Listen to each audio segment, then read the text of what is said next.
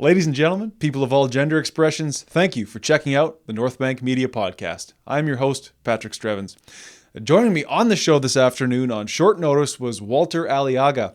Walter is an American-born photographer now residing in Edmonton, and I was, just cruising Instagram one day, prospecting for the show, looking for interesting guests, and Walter's work really jumped out at me, along with, his bio and the writings that accompany his photography. And he seemed like a great guest for the show, and it turned out that he was. I think he describes himself, as hashtag woke or as a male feminist, but I don't think that way of thinking clouded his opinions and his thoughts. He was very frank in the way he appraised, the state of things, if you will, specifically the sort of the boom in, let's say, the mediation of sexuality, OnlyFans, pornography, strip clubs, even. And, boudoir photo shoots, that's a big part of what he does. And, we had some conversations about what it means to be a content creator, sexual content, or maybe not sexual content, but, content that is very personal and that you distribute as you like to people that choose to pay for it. But, of course, there are evils and pitfalls associated with that. And I think he was very open to talking about all of that. As well as talking about some of his own personal struggles, which this show really appreciates when guests are willing to go there and be frank and to share. And Walter did all that. So a great conversation with a very talented individual. Please enjoy it. This is my conversation with photographer Walter Aliaga. Yeah, why not? So we're going. Walter, you did this on short notice, and my first question was: you said you're from New York, and now you're in Edmonton. So what? Please, why? This is always an awkward Okay. a conversation. Good. I'm born and raised in New York. I got married when I was really young. Okay. So I got married when I was 20 years old to the love of my life. Wonderful. And we had like 4 or 5 4 years, amazing years and everything. Uh-huh. But then she developed a blood clot in her calf. Okay. And it traveled to her lungs, and she died. No way. Yeah. And my sympathies, man. I'm sorry. No. It's been a long time. Mm-hmm. I always start with all right, don't be sad, right. And then so I kind of I had a friend that lived in Edmonton. I met her actually through Halo, the video game. Oh, okay. Yeah, and very modern. So I came, I came and visited, and I ended up staying. And then my friend and I, we ended up marrying later on. Oh, wow. Which was not a good thing. Oh. but that's how I ended up here. Just pretty much just everything in New York.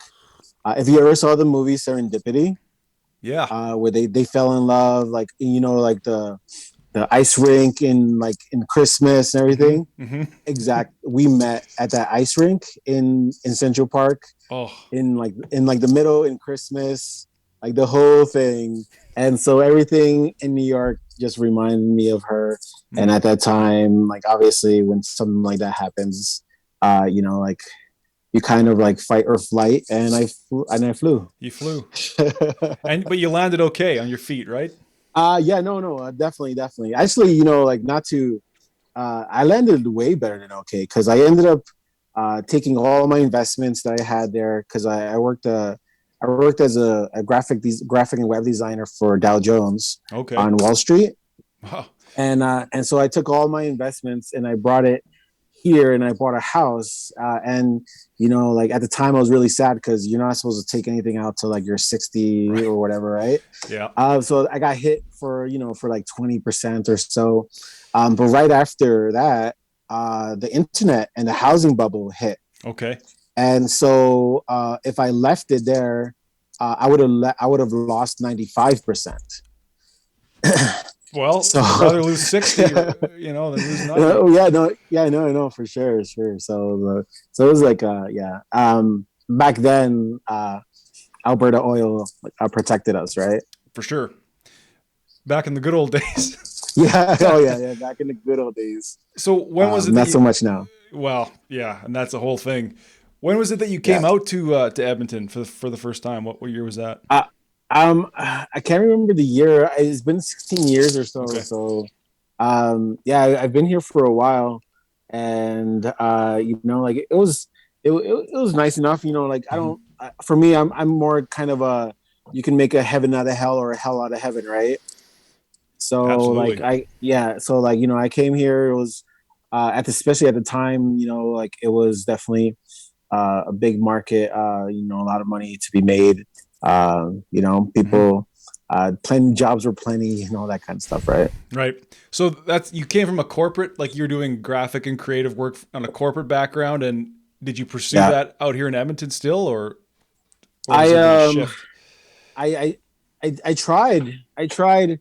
I tried looking around and everything. Hmm. However, like my my my shift, my mindset kind of shift. Okay. Obviously, when something a big event like that happens, Hmm. and I cared so little about money than I did before, Mm. you know. And so then I just started my own business. Initially, it was just kind of graphic design and web design, and then as social media grew, Hmm.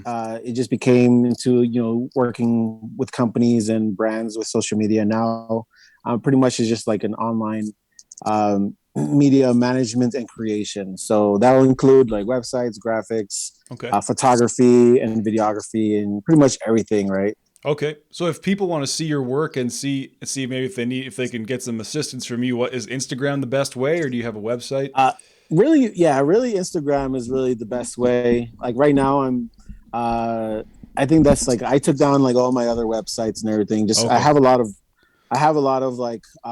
of clients, Hmm. so I don't really like I'm not like actively searching for Oh, nice. gigs or anything like that. That's kind of nice. No, it is, and also it allows me, especially with my photography. Hmm. I can pick and choose what projects I like, Nice. and especially with my photography, it's very much for my soul, right? And so like I do what helps me. In like I always say that my photography is very emotional, and Hmm. I think one of the things there, I don't know many photographers. I haven't gone through many photographers styles or anything, Hmm. but for me, I try to connect as much as I can with my clients. Hmm. Sometimes, if we're vibing, we'll talk for like an hour before we even do anything, Wow. Hmm. because I want to know what they're about. I want to know what's going on, like why they're shooting, all that kind of stuff, right? And that Yeah. helps me connect. And also, I think what's most important in a photo session is that someone is comfortable. Not Mm. only are they comfortable with me, but they're comfortable with what we're going to shoot Right. and all that stuff, right? Well, yeah, and I would say you must take them to a place of real comfort to do some of the stuff that we see here on your page, right? Like this is some very, they're bearing their bodies, they're bearing their souls. Is it a Yeah. long discussion to get there a lot of the time, or is they come to you with these concepts, or what? Um, Not really. I think a lot of people that come with me now, they know what I do and they Hmm. know my style. Someone doesn't like message me and is like, hey, I want you to like shoot my my family photo session in Leeds and stuff in the park. Yeah, I don't see much of that Even, here. yeah, even though I have and I do, like sometimes, because camera equipment is expensive, right? Hey, I hear you. I hear you. So but like I have the pleasure. I've been working in the industry in with sex workers for over 15 years, Hmm. and so uh, I have the honor of knowing a lot of the models that I shoot Okay. for many years, and also not only that, with knowing them, because of how I do conduct my sessions, Hmm. where I really push like model safety, and Okay. especially as a male Hmm. photographer, in general, like I've always been kind of like a feminist, and so Sure. like I really care and what happens in the industry, and there's some some negative things that happen in the industry. So I just try to be like the opposite and try to, like do as much as I can. Like I have like certain rules that before I even do anything, I talk with the models and everything. And so because of that trust, I'm lucky enough to get a lot of my work through like word of mouth. Okay, right. You become a trusted person that people are comfortable with. Yeah, exactly. Well, let's go there because I find that interesting. Like, definitely your page was eye catching. I was looking for Edmonton based people to talk to, and whatever image came up, I immediately clicked and started exploring. Now, a lot of these images, you'd say these women are in. Well, what's the terminology here? Sexually suggestive or sexually themed concepts? For the thing is, like you're like the person who is looking at it is the person. So like if there's like a naked female in front of me, that's not a sexual thing. Sure. Okay. That's like a beautiful like naked body, and like obviously like I think men and women can, you know, men can both appreciate that. Sure. But sexualizing is really based on the person, right? Very good And point. so one of the best things, one of the best things that I think that I kind of a transformation that I went through, working with so many sex workers early on. Like I kind of you kind of release that sexualizing of the female body. So now because with my work and people that are my friends and everything, nudity isn't like is not like a big thing in my life. It's a very normal thing, right? Right. And so like so for me, I would say like I do nude art and boudoir. So boudoir being more kind of just it's usually more of empowering. So like I'm not like, hey, I want you to like do this and bend over and whatever. I talk I talk with my clients, and it's usually they're trying to my typical clients either go from women who are very much in touch with their bodies and wants to kind of express themselves artistically, or women that are not in touch with their bodies and want to boudoir is like an avenue for them to gain that, right? And that's something I really understand, because I myself I suffer from extreme body dysmorphia. So when I look in the mirror, like I don't see what's actually there. I see like what my brain sees. I grew up like this short, fat kid and stuff. So like no matter how much I go to the gym or eat well and stuff, And so I think a lot of people, especially women who's, like the facts are that, beauty is number like one of the highest priorities when it comes to as a society, when it comes to women, right? Which sucks. But to say that it doesn't is like you're going to be lying to yourself. For sure. Yeah. Good of you to acknowledge that. I guess that's that. I want to go back to what you said there before, is like the sexualization or the objectification happens on the part of me, the viewer. And so if we take that out and we say, well, that's not what the art is doing, then what to you is left? Is it beauty? Is it a vulnerability? It's many things probably, but if we take that out, what are we truly doing here? For me, it's pretty much expressing. I'm trying to express like my emotions, and the people that work with me like want to help me, and do it themselves as well, right? Like I'm a cis heterosexual male. I'm not saying like, oh, I'm not attracted to women, or I don't see women in that kind of way. Like I'm not at all denying that, and I don't think men need to deny the facts of, that men are attracted to women if they're like obviously heterosexual and whatever. I'm I think men lack respect. Mm. The men that are out there that kind of, whatever, do what I don't think should be appropriate and everything is due to lack of respect. Hmm. And so for me, I have extreme respect for all of my clients, for all my friends. Most of my friends are female, and so with that, I feel like we try to express some kind of emotion. Mm-hmm. And sometimes, sometimes those emotions are, like sadness or, Yeah. like sorrow. But you know what? Sometimes those emotions are like lust, are like a little more animalistic and stuff, like Sure. I don't want, I, I don't want to be afraid because I'm a man to like, express those things or work with someone who wants to express that, because those are real, those are raw. Yeah. And it's not, those are not the things that are bad. It's what bad people do with emotions and their actions and stuff, right? 100%. Yeah, and we shouldn't shy away from all angles or aspects of humanity, and art is kind of the place to do that.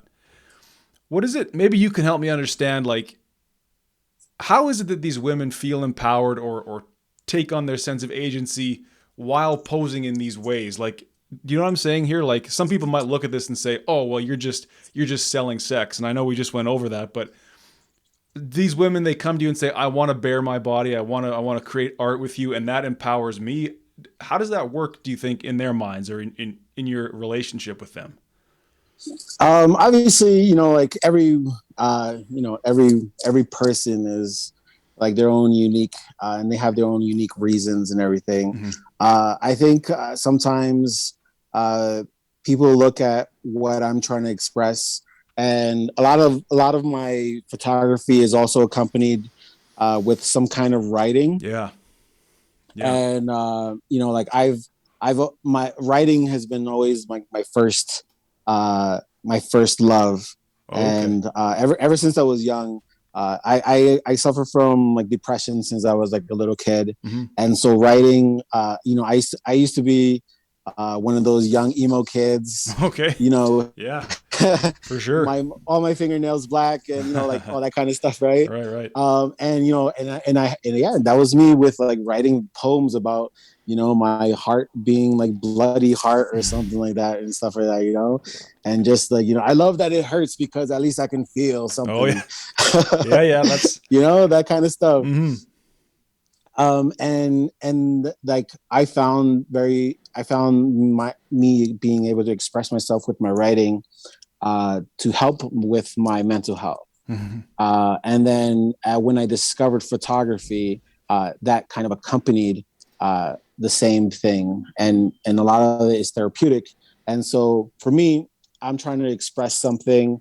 I think people see. I think some people not only like do they like the photos, but they also read what I'm writing, and for some people it just kind of hits them, right? Mm-hmm. Because it's not all just me. I take in a lot of like stories from people that I've known, or or just other things where I imagine like different situations, and I just kind of like try to put myself in that place or whatever, right? Okay. Because I get a lot of messages that people think I'm maybe suicidal Oh. or I'm in constant heartbreak or something. Right. And that's definitely not the case. I just like I just what I can't write about happiness. I'm sorry. But I think they want to like latch on to something, like an idea or feelings, and maybe kind of like be part of it, right? Yes. When it comes to that, and from my understanding, I've had women message me about our photo sessions, and for them, a lot of the times when they see themselves, whether like they're not in their prime or they have kids and they have stretch marks or whatever, maybe they gained weight, anything, maybe their ex told them they're ugly, who knows, or whatever, something in society has made them feel that they can't see themselves how they want. So when I see them is very different, because I see most of the women I see like there's beauty in everyone, right? Mhm. And they want to see themselves through my eyes, Hmm. through my lens. Interesting. And when they look at a photo, it's not a mirror. It's like, oh wow, like this is me, like you get that, like, is this me kind of reaction all the time. And I think most boudoir photographers do that, right? Right. Like that's like their, that's the aha moment. And a photo shoot is very therapeutic for males and females Hmm. and couples. And like it's very therapeutic because you get to let someone else who's trained to see the beauty, you let Mhm. them look at you and take pictures and then show you, like, hey, like you look fucking amazing, or you look amazing, in everything, right? Yeah.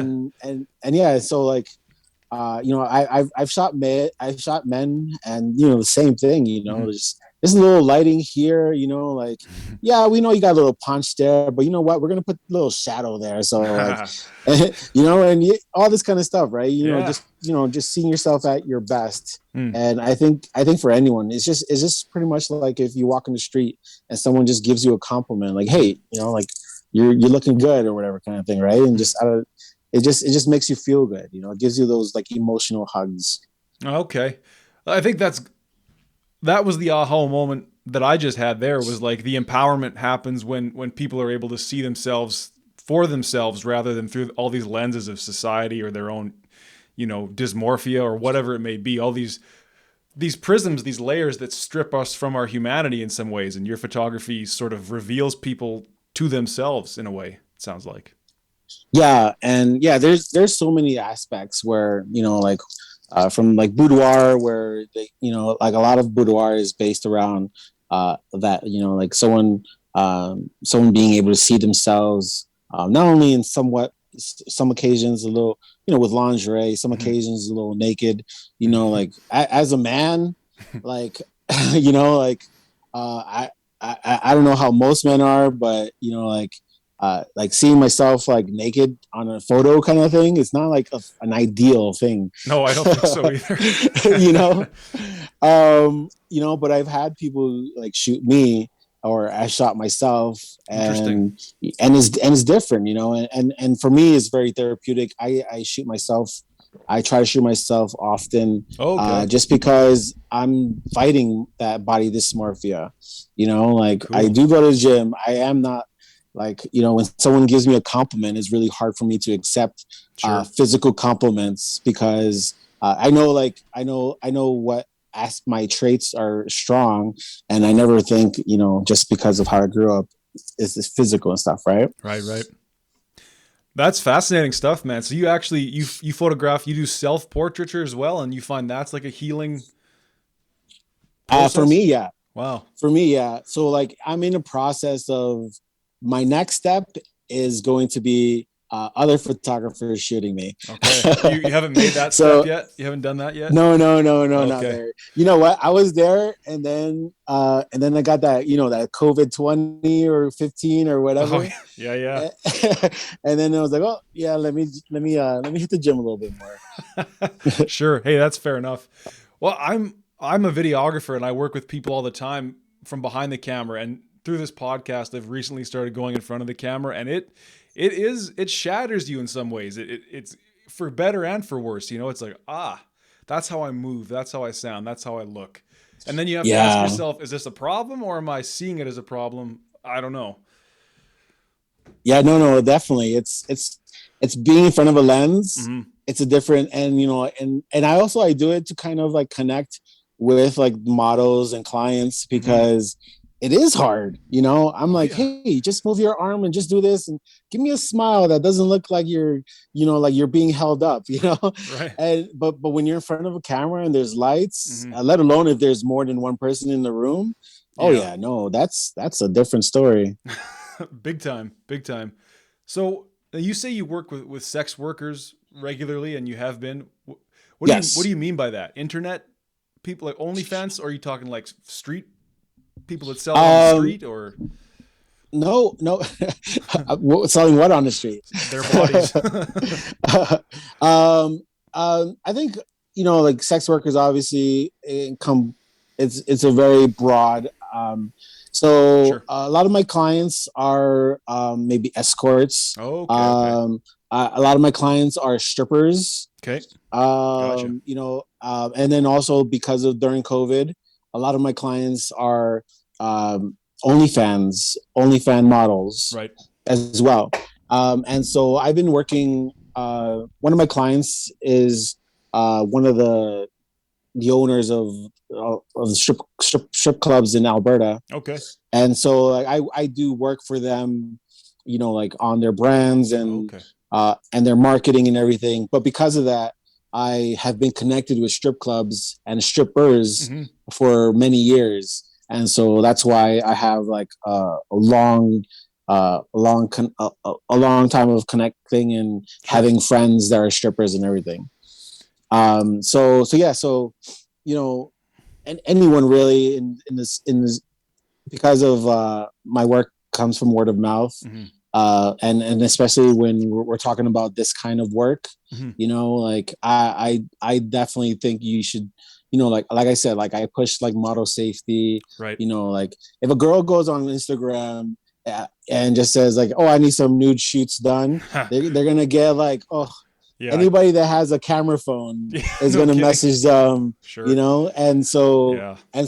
like I always talk about, like do your research, Mm-hmm. like be careful, ask around, and it's true, and like, especially with younger girls, especially OnlyFans, Mm-hmm. that I found, like fuck, like 18 years old, boom, I want to make some money, and Yeah. opens an OnlyFans. I tell them like, hey, like be careful, like these are photos that these people will have for probably the rest of their lives on some Probably. storage thing Yeah. or whatever kind of Mm-hmm. thing, like, and then also, like you're so young and everything, like, you have to like, at 18 years old, the maturity that someone has at 18 years old is, Zero. yeah, In some I mean, cases. Yeah. I don't want to be insulting or anything like that, but like you're not really thinking about, you're thinking short term, right? Yes.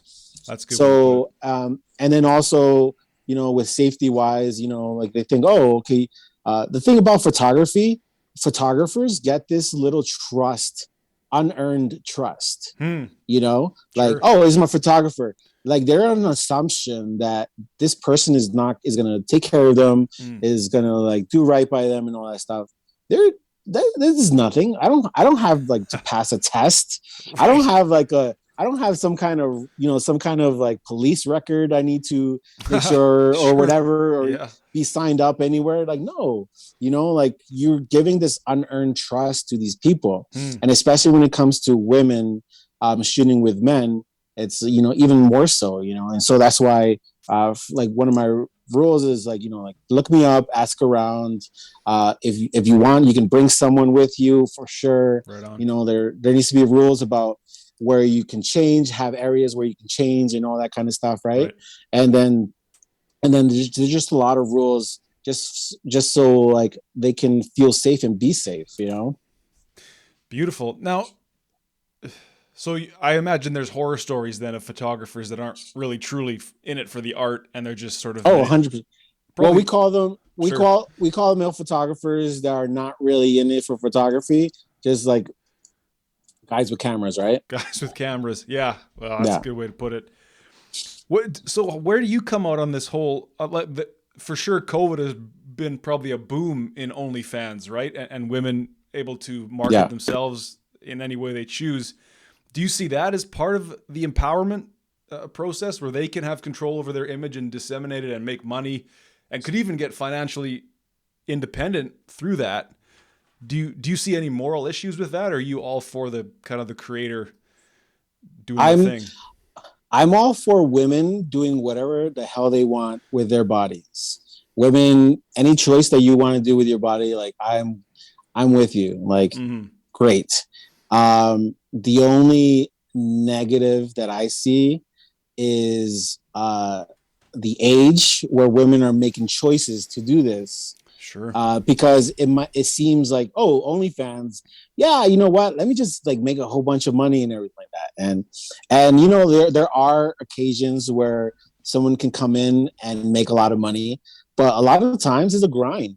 And Sure. it's like anything else. It's like anything else. You have to, you know, like you have to like set up a brand and you got to push it regularly and do all these things, right?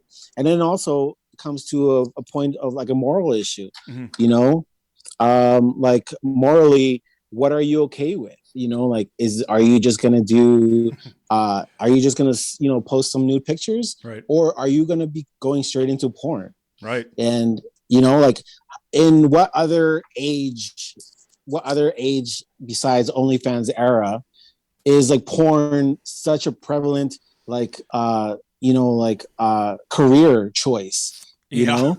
Yeah. Like literally it's like, Never before. should I get a job, or should I just do OnlyFans?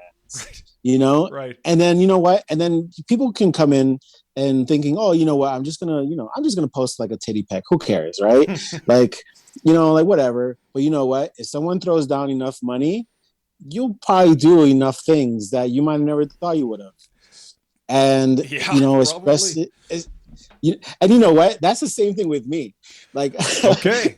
I'm the same way. You know, like I'm here. You know, like, hey, if someone gave me like, I always think about that. It's like, what would it take for me to do this or or whatever, Right. you know? It's like, you know, like there's a price for everything, literally. At some Oh, point, it might yes. be a high price for some people, and for some people, A little some lower. people might just be like $15.99. Who knows? $15.99 monthly, and that's the beauty of OnlyFans. You know. Oh my goodness. Oh no, I've seen, I'll shoot girls that go from they barely just show like a nipple here and there to girls that do porn. And the variety of pricing, it really depends on the market. It depends on the person and their popularity. Because you can have like some girl who's been popular. Let's say like she was like a cosplay girl, and so she already has like a big following. So she can like charge like $20 a month and barely show anything. But if it was like someone else who didn't have any kind of following, you know, like they're probably maybe like charging, you know, just $5 a month, and they're putting like porn in there, you know, because for them maybe that's just what they can do and they're okay with it and all that kind of stuff. So it's a wide variety. So I think morally, I think it brings up these choices that most people, men and women, men, women, LGBT, you know, whatever, Anybody, yeah. all of the above, have to face right off the bat, because easy money, you know, because depression, because all that stuff, right? Well, yeah, there's two places I want to go, but maybe let's stay on this, on the creator side. Is there certainly some people who use OnlyFans and sell them images of themselves are maybe not in the best place mentally, spiritually, and that could maybe only worsen. You know, they may feel cheapened inside. They might not be doing the healing that they ought to be doing, you might say. Oh yeah. You know, like it's not all happy and positive and empowering, I don't think. Well, I don't know. I don't think so either. You know, like I think pornography is, you know, I think anyone who wants to enjoy pornography, and couples and singles and whatever kind of thing, you know, I think with anything, it can, you know, be good and bad, you know, like cookies are amazing. Absolutely. But you know what? Love enough cookies, they're gonna be bad, you know. Yeah. The Cookie Monster, he has diabetes, Yeah. 100%. He's in trouble. So, yeah, no, he's getting a leg amputated as we speak. Oh no. That changes Sesame Street for me, man. Oh man, no, I'm telling you. But yeah, and then also I think, especially with the COVID, you know, like social media is made to bring people together. But it's not really like that, you know. No. You know, is the idea, and so a lot of times people will form connections. You know, like to be honest, I mean, at least in my point of view, you know, a guy that follows a female on OnlyFans or someone on OnlyFans, there's only a certain amount of ways you can see like bare breasts and vagina. you know, like after, It's okay, I true. seen it in water, it was in sand, it was like in the shower. After, you know what? Like after that is something else that's going to keep them coming for Mm, the ones who pay every month and month, right? right. What they're trying to do is they're trying to find a connection, Mm, just like with anything, they're trying to find some kind of connection, and they idealize or they see this person, and whether they want it to be like a sugar daddy or right. they just want to be feel like that person like is a friend or something like that, you know, like they want some kind of connection. And these and people who are running these OnlyFans and other platforms like that, they're giving them access to that, right? Right. You know, it's like, hey, you can, you know, in normal life, you probably couldn't talk to me or say anything. But here, Right. if you pay $15 a month, you can send me a message. You can send me a dick pic and I'll tell you if it's nice or not. Is that You true? know? Oh no, dick ratings is a thing, is a Dick way ratings. to dick ratings and dick really quick side Please. a little side adventure. So with dick ratings is interesting Uh-huh. because you get like dick ratings and you would think like, oh yeah, the guy wants the girl to, you know, like oh it's massive, it's Right. amazing, it would like, you know, light up my life or Right, whatever. right, right. But there's also the sub version of dick ratings where men want them to tell them how puny and small Uh-huh. and insignificant it is. And Damn. yeah, it's very it's interesting. But that kind of really goes into kinks and BDSM and all that kind of stuff, Sure. which I am like I'm really part of that community as well. So Okay. Oh yeah, well, I mean, and I've really through this podcast learned to really just stop judging anything like that. Like if that's what people want to do and it's not infringing on me and I'm not being forced to rate their dick, I'm like I'm fine with it. Do you yeah. think that though maybe there's a degree of mental illness or there, and again, I'm not judging, maybe I'm wrong, but is there a degree of maybe some trauma or mental illness that's leading to some of these kinks and some of the ways that we're communicating with people on a whole through a platform like OnlyFans, where it's like you Mm. do what you like, but also, are you okay? you know? see that can open up like a big avenue of discussion, because now if we're talking about trauma, Mm-hmm. now I feel trauma forms us all. I feel trauma forms how 100%. not only how we deal with people, how we deal with sexual Yes. encounters or our own bodies and everything. Yes. You know, like trauma, you know, like for me, I know like how my trauma has formed me. Mm-hmm. It's formed me into the person I am, where like I have to be kind of like like a I have to be people's like someone that someone relies on kind of thing, you Okay. know? Sure. Like Yep. I'm that type of person. I have like a Superman complex and all Hmm. that kind of thing when I was younger, right? And so like and it's not, you know, people were like, oh, you know, like you're a really great guy and all this other stuff, and it's like, yeah, sure, but I think what happened with my dad being a Sure. shitty person Ah. and not wanting to be anything like him, and then you know what happened with my wife that died, and so I want to be best to like represent, you know, like to in her honor, Ah. like that trauma has formed me into this person who pretty much has to be, as I have to be better than I was yesterday. You know, like I have to treat people as like anyone would, and I'm really a try hard Okay. when it comes to respect and helping people and everything like that. And so like, you know, now when you talk about OnlyFans and everything, I think people are affected by it, and people's traumas have made them want to do that. But if it wasn't OnlyFans, it was something else. Sure. This person who's like this person who's subscribed and giving, you know, Nancy, you know, like $300 a month and whatever. Mm-hmm. This person probably was also maybe going to the strip clubs and Right. getting a few dances Mm-hmm. because Nancy would like, you know, made him feel special and knew his name and everything. You know, this person probably also has a friend who he would he would take to, you know, go shopping every once in a while kind of thing, you know, I got you. whatever, you know, all that kind of stuff, right? So the only thing that OnlyFans has done is give people access to a wide variety of people. You know, it's not just, you know, sugar smiles on stage. Now it's Nancy, your, you know, like your neighbor's daughter. Right. It's brought us closer in some weird way where now like the average person can have a relationship with the average person that's mediated. Instead, like it's not like I'm looking at the high quality porn from Brazzers or whoever, but I'm actually now like connecting with the girl next door, so to speak. Yeah. Oh, 100%. Right. I wish I could put it in words better, but it's almost like, well, truly it's like everybody is a content creator and a consumer of it now. Right. And, Yeah. and our sexuality is, I mean, it's more and more mediated. I worry, but I don't know if that's a problem, honestly. I mean, I don't think it's a problem. You know, I know many, you know, I work with a lot of girls who do OnlyFans, and for some of them, if it wasn't for OnlyFans, I don't know what they would have done. You know, like, Okay. like they got you know, nothing going.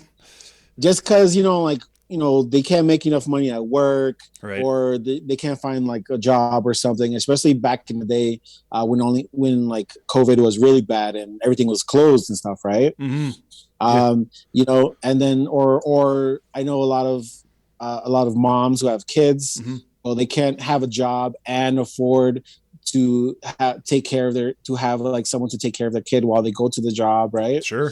You know, just like a whole bunch of like different avenues where this is like, it's been really positive. And you know what, if someone can do like a few hours of work at night after they work to kind of get ahead of their own lives and all that stuff, you know, I do the same thing. You know, Sure. like I have like my own business, but I have clients, and after I finish my daily, you know, like let's say I finish my day like at 4 or 5 o'clock, you know, like if I can go home and rest and, you know, watch like Netflix, or I can book something else. I can book till like 10 p.m. and that will get me ahead either financially. Maybe I'm just going like meeting some clients and doing some networking. You know, it's what you do on that extra time, right? And the same thing goes with like OnlyFans and everything. If you're only going to put like 10 like half hour a week in it, you're gonna probably make only like a little bit here and there, you know. But if, you know, I know girls that put in a lot of work. They put in photo shoots, they do their own photo shoots, they buy like camera equipment, all this stuff, and they make like 20,000 a month. Fuck. You know? Yeah. 20,000 a month. Come on, just for something you don't even have to buy. You born with it. Yeah, you're born with it. Although I suppose it won't last forever either, so they might as well make it now they can. Yeah, exactly. And so, I mean, like, but that goes with like all like sex trades, really. You know, like even with my friends that are strippers, you know, like same thing. They can strip for a couple of years. Really, if they're really hustle, they can make a lot of money. And I've known so many girls who've stripped for maybe 5-6 years, and then they just fed their outside businesses, or they bought properties and they live on the properties and everything, right? Nice. So like, you know, it's like with anything, it's something that if I was a young sexy female, I would 100% do it. 100%. I would make that bank. I feel like I would. I feel like I would too. And the older I get, the less judgmental I am of that. If there's a demand and you can fill the supply, like purely from a market standpoint, who am I to say? Yeah. As long as you're not hurting anyone, you know, and all that kind of stuff. And you know what, like with anything, you know, if you were selling, let's say you were selling a sports drink or something like that, you know, if someone wanted to buy like crates and crates of it, you know, like you'll allow them to do whatever they want. If someone wants to show, you know, like, hey, I believe in all relationships as long as you know both sides are satisfied. Right. Like, is no one's to judge, you know, like you know, if he's a sugar daddy and this is sugar baby, you know, like if he's getting what he wants and she's getting what she wants, like who else is to say anything? That's true. My grandmother used to say that you never know what's between two people. Now I don't know that my grandma was alive today. She would be super stoked on all this, but whatever. Do you think Yeah. though that it's like, can we condemn or could we maybe identify a problem in our society among men where this is how they're pornography, attending strip clubs, all that sort of thing? Is there a problem there? Or maybe not a problem. Is it a comment on the way men are living today rather than 100 years ago? I think the answer is there's always been a problem between men, their sexual urges, and women. So sure. It's nice now we have laws. So before you just fucking, I'm sorry, before you just hit, you can say whatever. Okay, so before you just fucking like just hit someone over the head and do whatever you want because you're the alpha and whatever kind of thing, Right. Like if you believe in the Bible, if you believe in history, just let's talk about facts. Let's talk about history. Sure. Think about and listen to all the stories of men dealing with women, and most of them are horrific. At the very least, disrespectful. Like women haven't had rights till the last few hundred years or less, right? Like the problem is between men and women, not today's society, not today. The problem is men have always had this issue. There's a reason why pornography, there's a reason why there's so many industries, because most men, they do everything for women, whether it's getting a good job, dressing well, sure. Like all these other things. Yeah. You can say, obviously not with everyone, all that kind of stuff, but like what's that song? Like, it's a man's world, but it's nothing without a woman, right? I mean, that's really it, isn't it? I mean, we're after one thing, and that's to procreate, I imagine, to pass forth our seed, and women are kind of the vehicle for men to do that, plainly. Yeah, no, it's total. Like I find I try to be as hashtag woke as I can. Sure.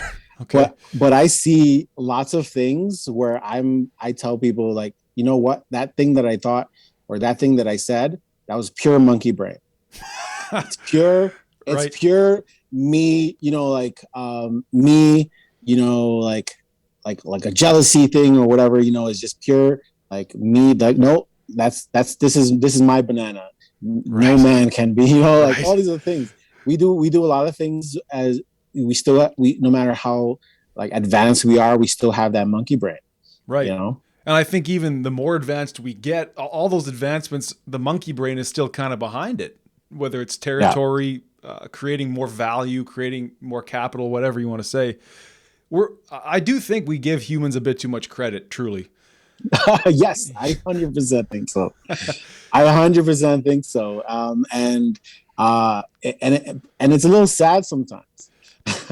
It is to look at the reality. So, but you wouldn't go as far to say, like, would you, this sort of boom in pornography, I'll say it then. I think pornography, at least for me, was a problem in my life when I was younger. And in the last 3 years or so, I don't look at hardcore pornography anymore.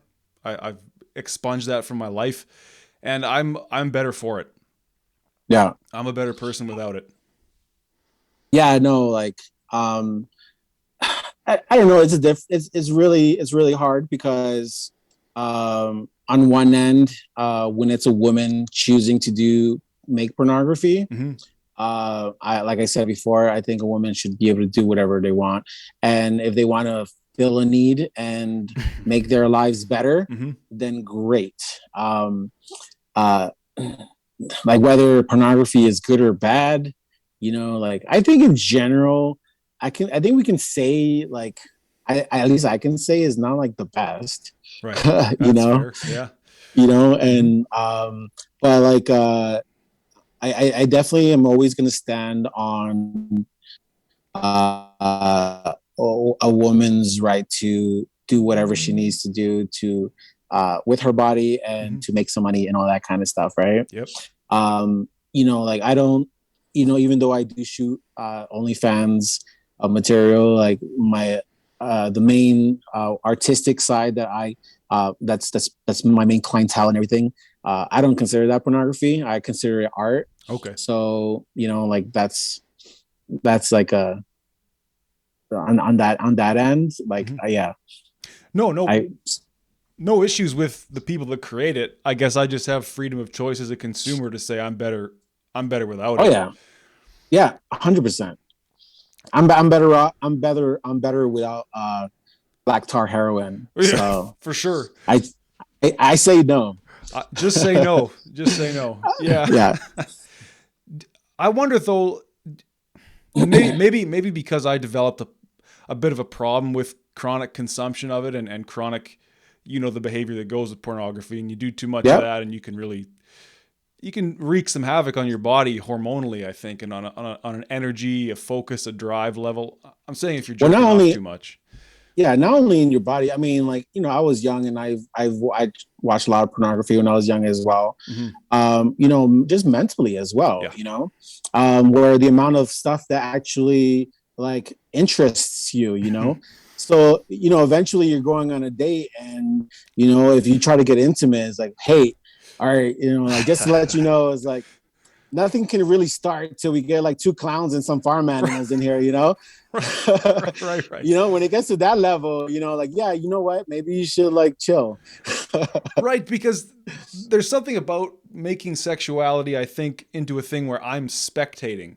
I'm watching this happen Mhm. and I am not an active participant in it. And then when it's time for me to participate, yeah, exactly. I need to stick it somewhere.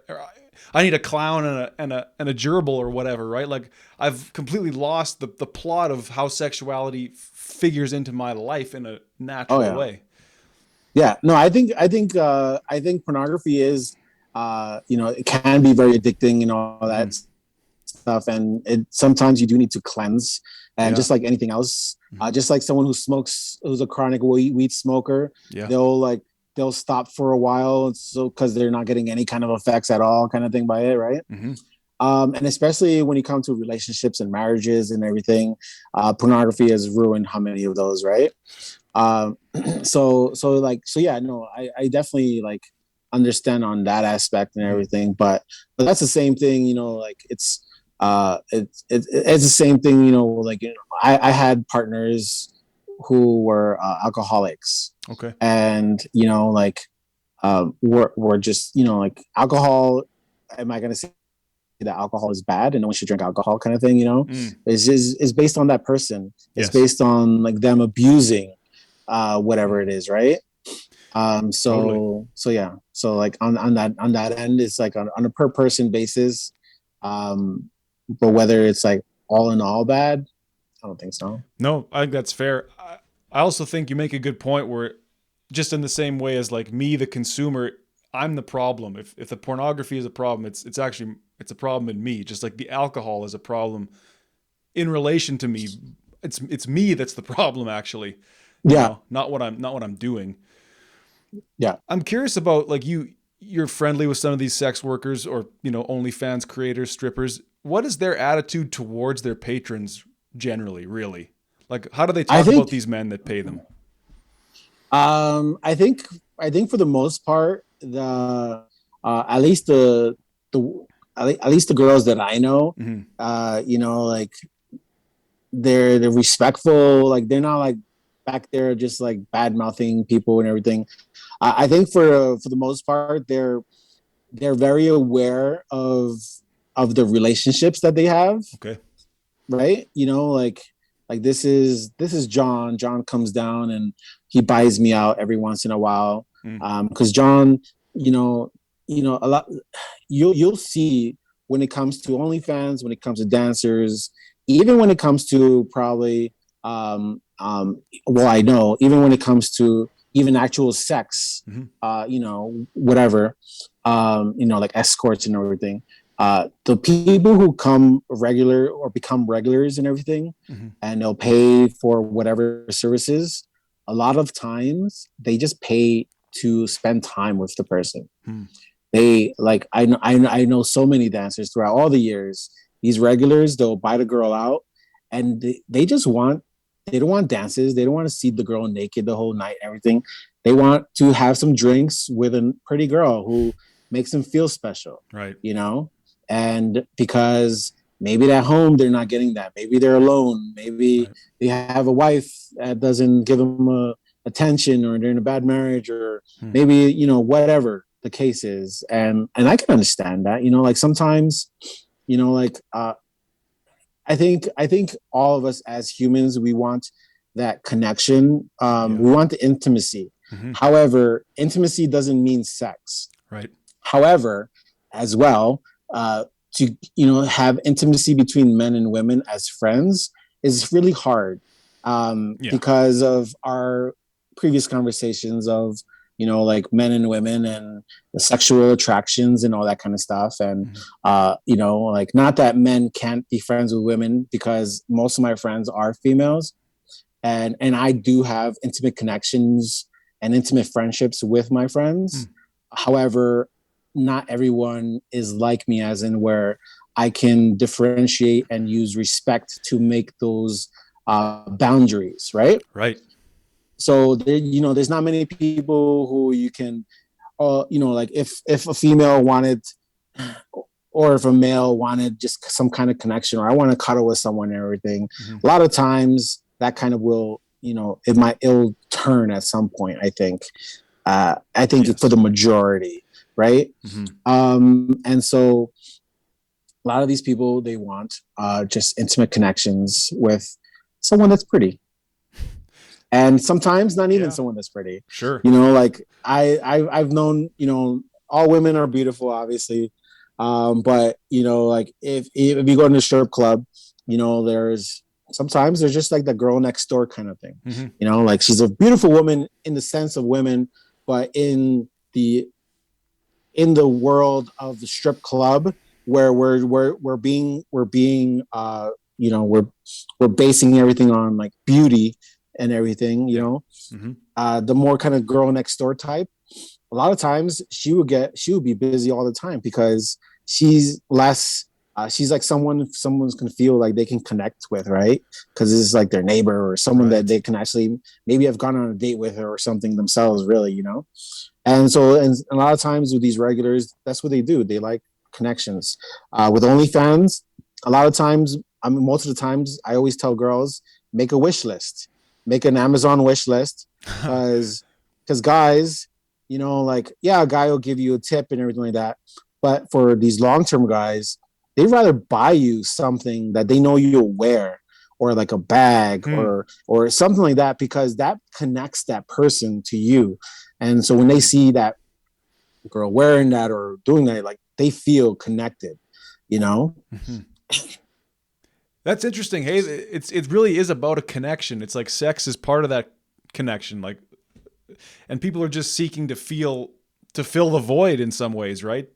Oh yeah, 100%. So where in your mind then, like, if there's this issue of respect between men and women, and clearly a lot of men are lacking respect towards women, where does that respect have to start? Is that something that has to be beaten into you figuratively by your parents? Or is that something that maybe you need to learn through a community of other men, or like a church type situation? Like, what's missing in our society, Walter? I think people don't have this respect. Yeah, I think you said it there. It's not even though women are the brunt, who suffer because of it, I think is definitely a male issue. I think men need to police other men. You know, when your buddy says, like, you know, like, oh yeah, this girl got super drunk and like went home and like I had sex with her and all that kind of stuff, you know, it's like, hey man, was that consent? Like, was, you know, like, you know, like, instead of like, oh yeah, you banged her, wow, what? No, like, fuck, like, hey bro, that's not cool. You know, like, you know, getting someone drunk enough to have sex with you is not like is not full consent, you know. And we have to police other men. You know, we have to shame men who act a certain way. So because in our society, we don't, you know, right? It's men, you know, it's the boys club, right? You know, locker room talk and whatever, all that other bullshit and stuff, right? And, you know, and that can't be the case. You know, we have to tell other men, and, you know, like, like, yes, we can go like it's a parenting thing. You need to like put that in engrave that into like, like your children and all that kind of stuff. But we're talking about like as adults, Mm-hmm. and for me, like we have to not only police men, but also, like when I sometimes online, like they'll like call out a male photographer and stuff, right? Right. And I think that's great. Like, yeah, you're doing shit, you should be called out. Um, and then sometimes women would like oh, shoot with like female photographers and all that kind of stuff. It's safer, right? Okay. I'm all for that. I'm all for that. Yeah. Like, hey, you know what? Fuck this. Like you're brand new. You know what? Go shoot with a female photographer. The odds are you're like, at least on that end, at Right. least you'll be a little safer. Mm-hmm. You'll be, and like don't worry about me. Like I hate that whole kind of like not me mentality, right? Like, Yes. oh, like, yeah, like guys are fucking rapists and all they want to do is fuck you and blah blah blah. And then guys are like fucking screaming, not me. I'm like a nice guy, blah blah blah. Yeah. Like, no, it's not me, because you know what? In average, if you take everything, men are fucking dangerous for women. And so like for when it comes to photography, I'm always like, yeah, fucking shoot with females. Like, I don't care. It doesn't bother me. It's not gonna change the amount of clients that I get. Right. It's not gonna do anything like that, because I'm like I get through referrals because of trust and because of my actions that I work hard at making sure art is there, right? And so yeah, so I really believe it's a male issue, and men need to call out men more. Whether that's going to happen, I haven't seen so. Right. That's part of what worries me, is like we can say that men have to police men, and I think to an extent that's true, at least within our groups, right? Like if you're, like you say, your buddy's acting in the wrong way, you probably have to say something. But to me, it seems like a real human revolution has to occur where on the inside somehow, and I don't know what this looks like, but people have to change the way that they, I don't know. I think so many of it, there's so much trauma. There's ego. Like you say, there's the monkey brain. Like people have to, I don't know the answer here, but to me, the problem always starts within. Yeah. We have to put the responsibility on the individual first to say, you need to at least think about how you're acting. I know the answer. The answer is like anything, for any real change to happen, it has to affect men. Then men will get up and in every fucking court and legislation and all that stuff, like they'll go. So what has to happen is it needs to affect the men, as in, I don't know, maybe like something that happens where it affects men. In my fantasy world, my brain, I'm like, Sure. Oh, there's gonna be like a rash of raping men. Then people will like start talking about, Right. but like however that comes about or happens, who knows? But I'm just saying, like in my brain, in my kind of like Sin City justice kind of Sure. world, like yes, there's a slew of men being raped and by women, or whatever. And and then some actual change will happen, because when it affects men, like fucking like, yeah, we're gonna like forget like birth control for women and all that stuff. What, guys' dicks aren't getting hard? Okay, we're gonna put some big money in this. We're gonna get Sure. all the biggest people. Take all those people from cancer. Come Right. over here. We need to make men's dicks hard. We've got to figure this out immediately. Yes, Yeah. exactly. I mean, so when it comes to sure. an actual male problem, I think that's when we'll get real change. Other than that, I'm like you, confused. Confused. Right. That's about right. That should be the title of my podcast. I'm confused. Maybe if a race of like 9 foot tall aliens came down and started raping and enslaving men, then they'd understand. Hey, I like that. I think you should start the screenplay. Okay. 100%. Walter, no, that's terrible. Well, maybe it is the move though, but is that it then? Like we're just going to say that it is a gender based issue, and until men who are more or less in positions of power and until like, what's the revolution really look like? Like, I know I'm pressing you here, but like, is there a problem with the content, the entertainment that's being given to us? There's, God is pretty much out of the picture, and we've replaced him with politicians, supposedly. Like, there's a what to me what it is a lack of meaning for men and women and everybody. We don't. Yeah. Those higher ideals are somewhat out the window, and maybe that's a meme. Maybe that was never really the case. But to me, there's not something better. So we get what we have today. The state of things. Yeah, I mean, I grew up religious. Okay. And I would say I'm not religious anymore. I'm just spiritual. Sure. However, I can't say that I wasn't instilled with some kind of a higher moral stance or standard. Mm-hmm. You know, even if I didn't agree and, like I wanted to have sex before marriage or something like that, Right. Even if all that stuff, like when you learn about, like, I mean, the Bible, the Quran, they're all like life lessons, right? They're all to like try to get masses of people to kind of work together as a society, Yeah.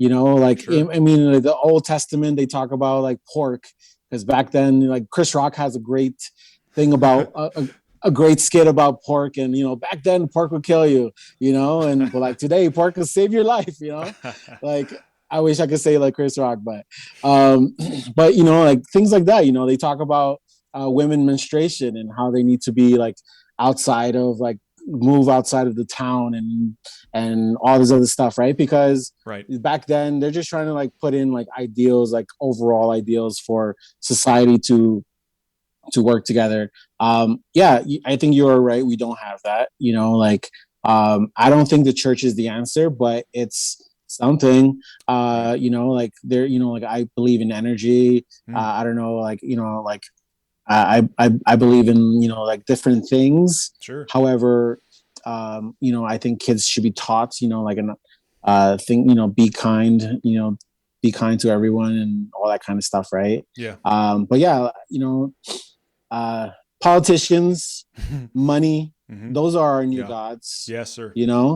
And like the reason why I'm American, so like what happened with all Trump and everything, the reason why that happened is because so many people were lost, right? And they found this golden haired god totally. Who to follow down, on the escalator. To follow. And you know what, like that's how low our society was, right? And that showed it.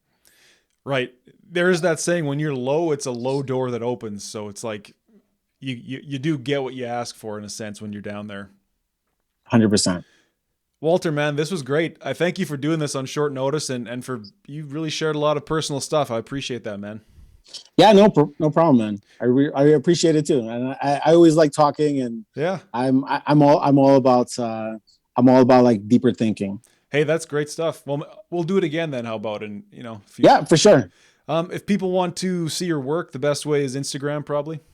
Yeah, Instagram, Walter Aliaga NYC, Walter Aliaga NYC, because I was born in New York City. So right, born in New York, ended up in Edmonton. God bless you. Okay, doing God's work here. I hear you, brother. Thanks for your time, Walter. All the best on your upcoming shoots, whatever you got. I wish you the best. Yeah, thank you very much. Same as you. Okay, take care, man. All right, have a good one. You too.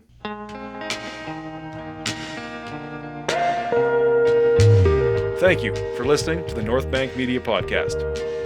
If you enjoy this conversation, please subscribe on YouTube and give us a like. If you're listening on Apple Podcasts, please subscribe as well and leave a 5-star review.